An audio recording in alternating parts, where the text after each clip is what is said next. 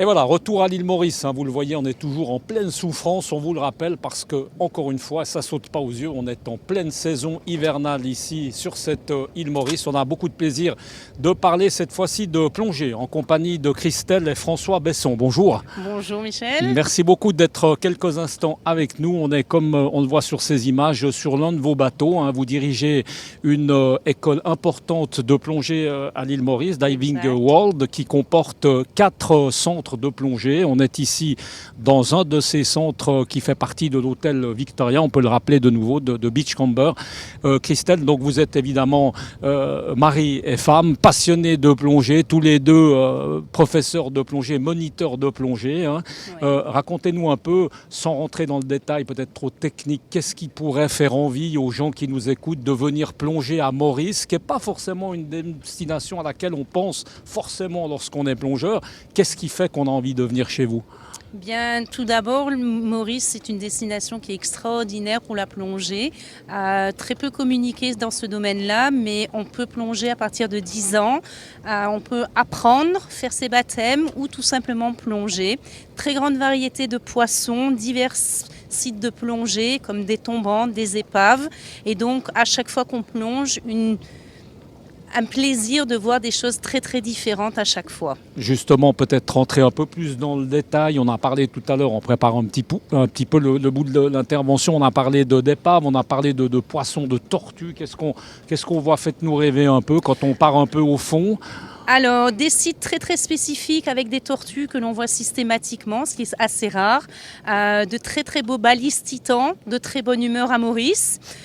Peu de gros poissons, mais une très très grande variété de nudibranches, de papillons, de couleurs, de coraux mous, de coraux durs. Donc vraiment une très belle diversité et ce qui est extraordinaire également pour les plongeurs qui font de la photographie sous-marine. Alors il y a eu justement une belle référence, hein, d'un plongeur qui est venu ici, d'un photographe plongeur et qui a mis Exact. une note intéressante. C'est important de le rappeler, hein, justement à ce site de l'île Maurice.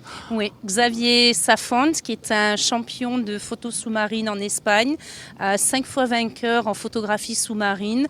Et il était avec nous il y a quelques mois et il a été extrêmement surpris et agréable par la beauté de nos fonds, la qualité des coraux, la diversité des sites encore une fois et de très très belles épaves coulées exprès pour les plongeurs. Et c'est pas fini, il y en a encore d'autres en préparation, hein, si on peut dire. Oui. Il y a de quoi en tout cas se faire plaisir. On va passer le micro à François.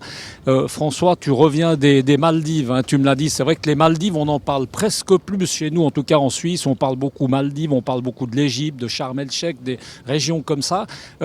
Si on devait comparer justement les Maldives à l'île Maurice, qu'est-ce qu'on peut dire ?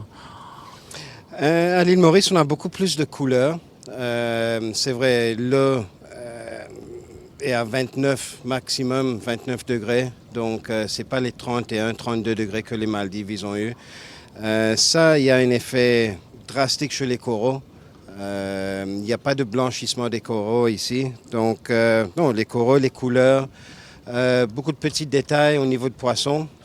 J'ai trouvé les plongées là-bas bien, mais pas aussi bien que chez nous, quoi. Ici, il y a plusieurs sites, hein, François. Là, on est sur Oui. l'un d'eux. Il y a plusieurs possibilités. Comment est-ce qu'on choisit les différentes possibilités en fonction quoi ? Du temps, des courants ? Oui, le temps, les courants, oui, ça dépend de notre choix de site de plongée.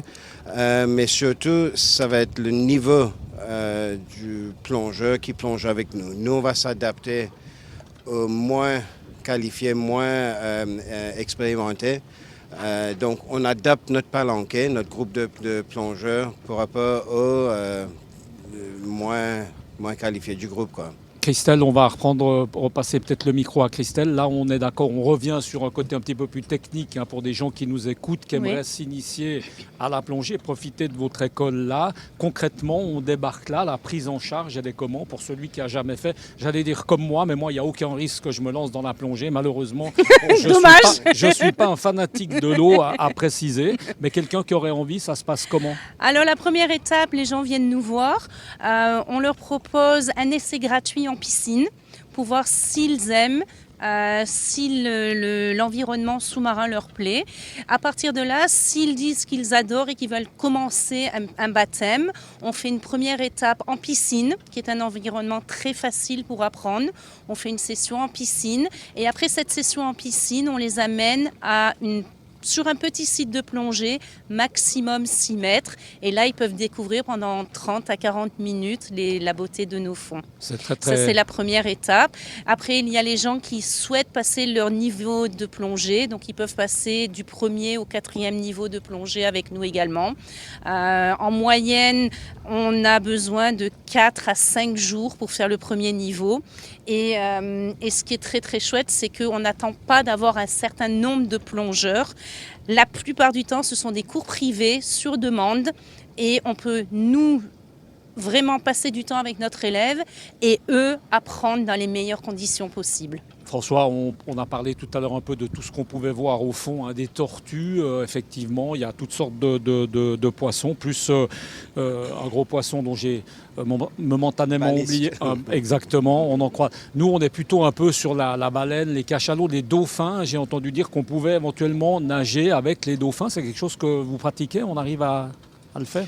Écoute, pas vraiment nager avec les dauphins, mais de plonger avec les dauphins. Donc, ça nous arrive de temps en temps quand on est sur les épaves de Trobiche, qu'on est rejoint sous l'eau par les dauphins. Donc, c'est assez... Et baleines, cachalots, ça on voit aussi, on en croise? En plongée, on ne les voit pas, non, mais en palme, masque-tuba, en apnée, oui, on les voit. Elles sont présentes, ça va être... les entendre, par contre, ça c'est extraordinaire de les entendre. Les mois d'hiver. On a la chance de les avoir du mois de juillet jusqu'au mois d'octobre. Et il arrive très fréquemment l'hiver que quand on plonge, on les entend chanter sous l'eau. Ah oui, c'est pas un métier facile comme on aime bien le dire chez nous. En tout cas, c'est une véritable, c'est très difficile comme métier. C'est un peu comme nous. En tout cas, on sent que c'est une passion qui vous anime les deux. Vous vous êtes rencontrés ici, c'est ça, dans le cadre de votre métier? Alors, on s'est rencontrés ici, moi par hasard, venue en vacances. Et j'ai rencontré François le premier jour où je suis arrivée à Maurice.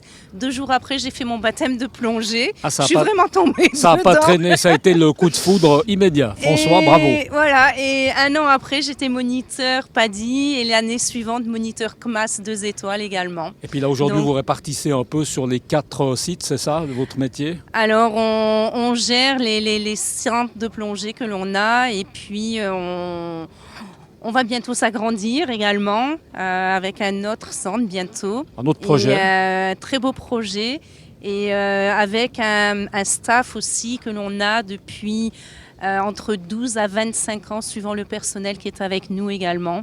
Donc on les a formés, ils sont avec nous depuis très longtemps et c'est une belle famille. Une belle équipe. Et on profite de remercier Rakesh qui est ici, qui est notre pilote, qui est un peu qui est le skipper et puis qui lui aussi fait de la plongée. Bonjour Rakesh, merci beaucoup. Vous n'allez pas quitter le bateau, c'est le cas de le dire. On va vous reprendre évidemment le micro parce qu'autrement, ça peut être dangereux de sauter avec ce micro Direct News. On va vous laisser tranquillement vous équiper et puis on va se quitter sur ces images. On va vous laisser aller plonger en couple. Là, l'idée d'aller plonger, c'est de se faire plaisir, c'est se faire plaisir. Ben alors, merci beaucoup en tout cas.